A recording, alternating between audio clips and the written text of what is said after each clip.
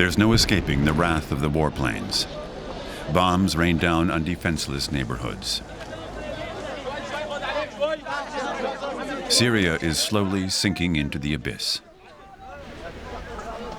Trained as a teacher, 28-year-old Anwar was planning to marry and start a family.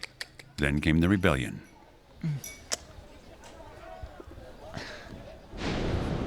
Neighbors, relatives, and friends fled the violence. Many were killed. We followed Anwar for an entire year, observing a profound personal transformation as a peaceful, educated young man joined the rebel cause. Initially, Anwar's contribution was recording events with his camera in hopes of providing the world a first-hand account of the Syrian insurgency.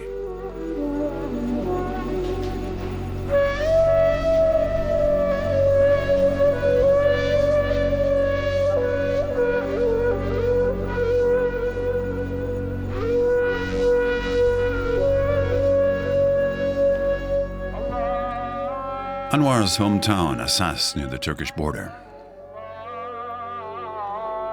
We first met him here in April 2012.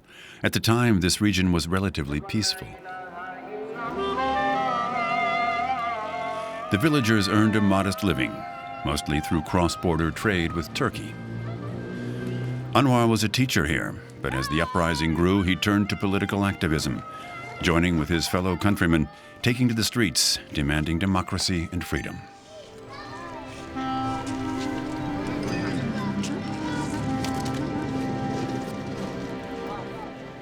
As the protests increased, government loyalists sprayed a dire warning on a wall.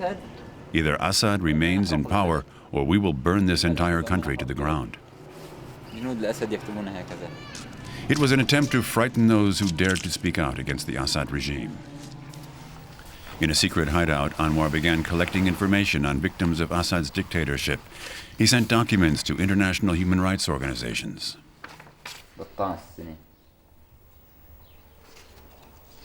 Anwar tells us this man was interrogated for 5 hours before his corpse was returned to his family. His eyes had been gouged out.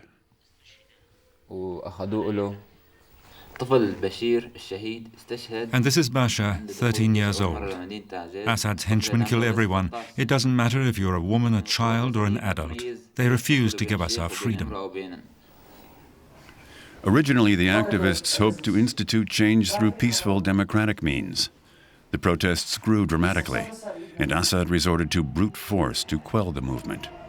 And that was the starting point of the armed insurgency. Anwar and fellow activists recorded images of the demonstrations. That proved to be a dangerous undertaking.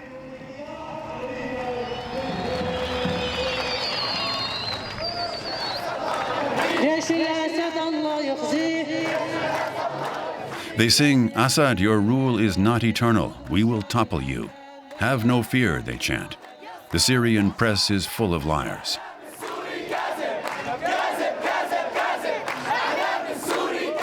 For that very reason, opposition supporters record their own version of events and post them directly on the internet.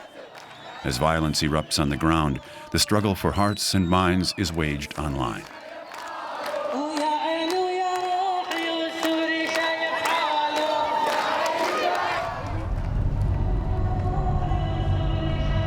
By August 2012, entire neighborhoods of Assas lay in ruins. Woefully ill-equipped rebels took on government tanks and armored vehicles. Anwar is distressed that pleas for Western aid have gone unanswered. Without that intervention, he fears the revolution simply can't muster the strength to counter Assad's armies. Anwar feels betrayed.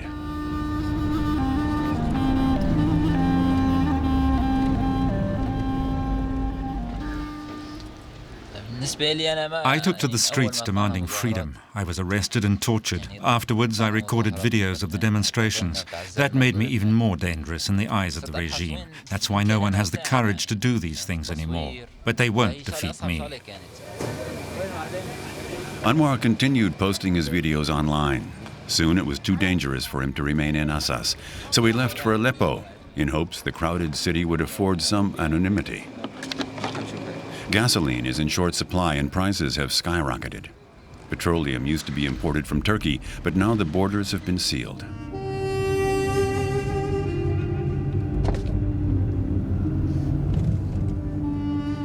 Anwar has no idea what awaits him in Aleppo, but he vows to continue recording events and uploading them for the world to see. We pass by colorful fruit stands as Anwar shows us the historic district. At first glance, it appears Syria's economic hub is largely intact.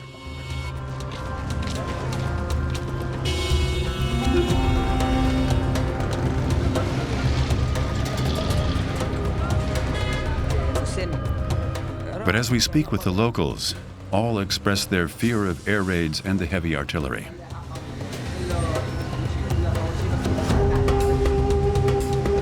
Yet somehow, life goes on, even in the midst of a deadly uprising.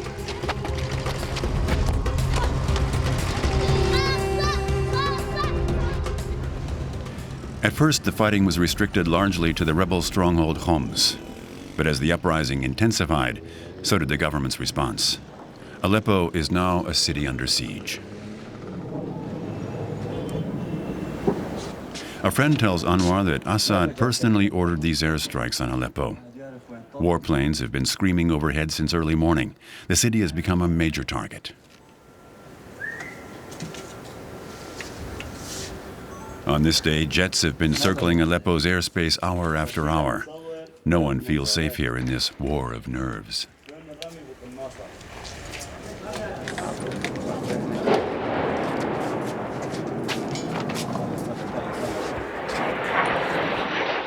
Anwar records everything just as he did in his hometown.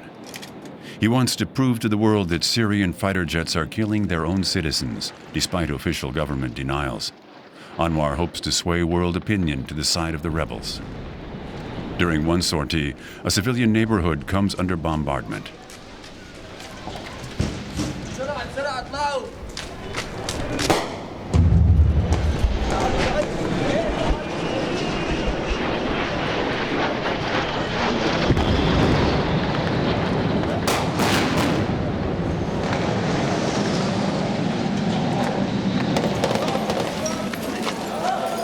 In the aftermath, it's clear that an apartment complex has been hit and badly damaged.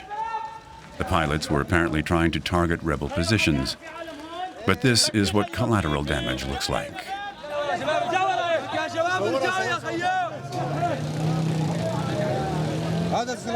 This woman is among the victims.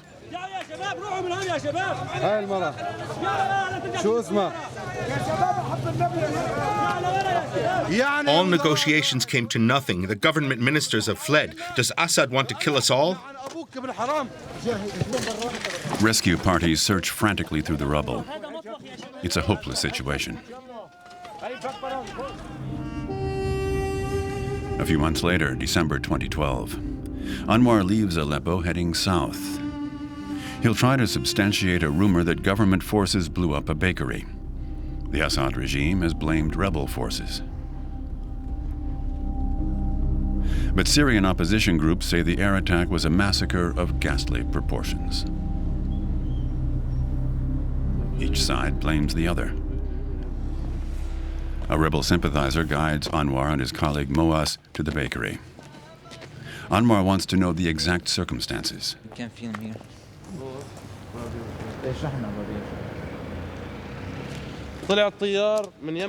He's told the warplanes came in from the west. The first missile struck up above, the second down below as patrons waited in line. This is where the people were standing. The missile impacted exactly between the separate lines of male and female customers. Everyone standing here was blown to bits. The elderly, young people, women and men.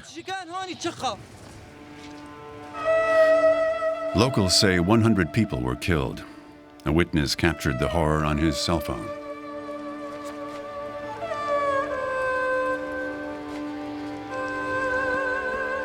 A cemetery on the outskirts of Halfaya, 100 freshly dug graves, including that of a young girl named Manar.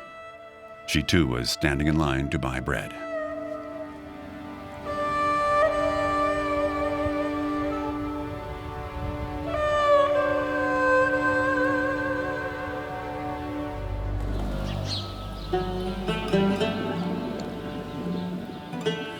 It's now late December and we're back in Assas. Anwar has concluded that something must be done before Syria is ruined beyond repair. The rebels have no chance of achieving victory without Western support. Right now, radical Islamist groups are the only ones providing weapons. Anwar is at a decision point.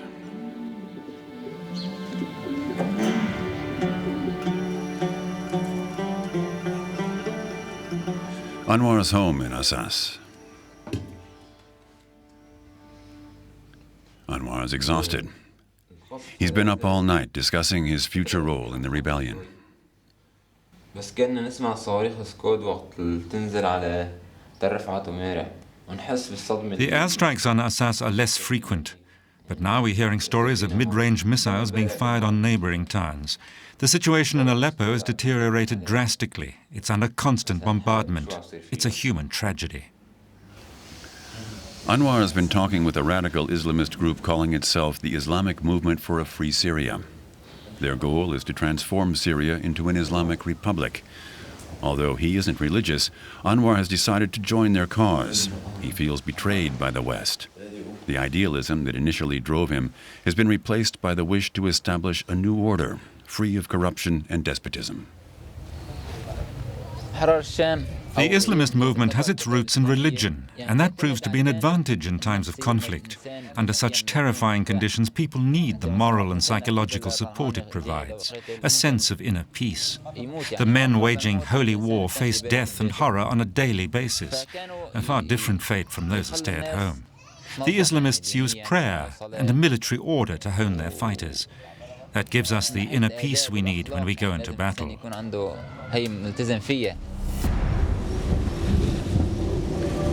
January 2013. The fighting is intensifying. Aleppo is under constant bombardment. Anwar has taken up arms. Everywhere you go, you can see destruction, shelling, and too many people are killed every day. Children, women, and every day there are shelling. I'm so sad because of that.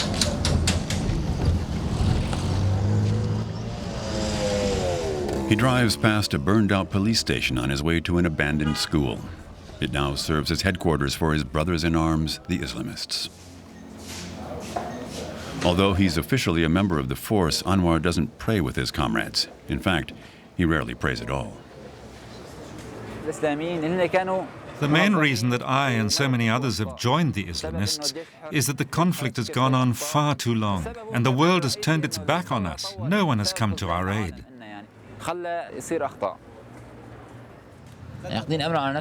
The Islamists rely only upon themselves. We understand and embrace their order. They provide support, and that helps us on the front. We can fight with resolve.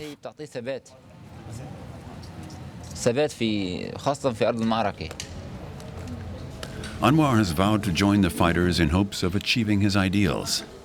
The Islamists are better equipped than other groups belonging to the rebel alliance.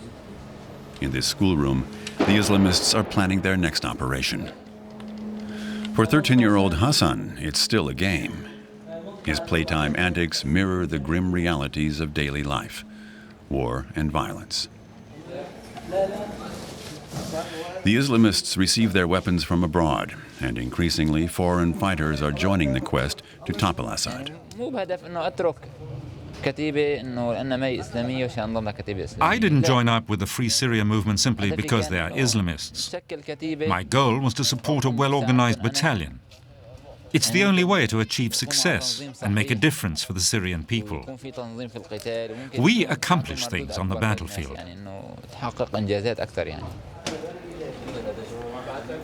25-year-old Abu Anas commands the rebel group. He was unemployed after finishing his studies and decided to join up with the Islamists. All who fight with us in Syria are my brothers. As Muslims, we must lend support to our brethren everywhere. In Somalia, everywhere. That's why I don't think Al-Qaeda is the monster the US and Europe make it out to be. I'm convinced that life will be better in an Islamic republic.